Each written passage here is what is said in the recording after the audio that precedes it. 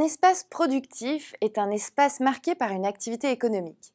Il existe 3 catégories de secteurs d'activité. Le secteur primaire, qui est consacré à l'agriculture, le secteur secondaire consacré à l'industrie et le secteur tertiaire consacré aux services. En ce qui concerne le secteur industriel, il y a 3 points importants que nous allons aborder.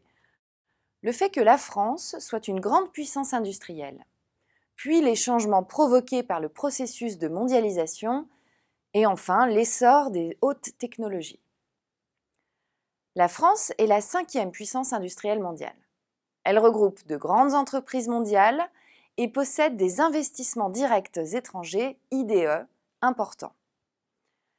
On constate cependant des disparités entre les différentes régions françaises. L'Île-de-France, par exemple, apparaît comme un espace très industrialisé comparé à la région centre qui l'est beaucoup moins.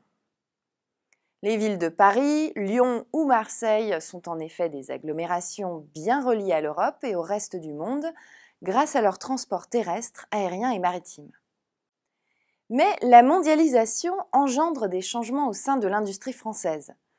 D'un côté, elle favorise l'essor des grandes villes comme l'Île-de-France, qui concentre les sièges sociaux de 39 multinationales.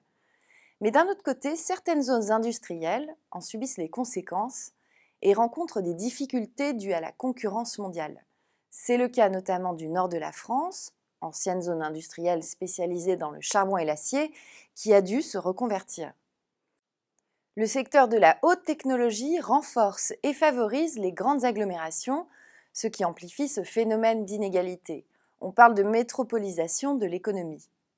Les industries ont en effet tendance à s'implanter autour des grandes villes qui bénéficient d'une meilleure circulation et d'une main-d'œuvre plus qualifiée.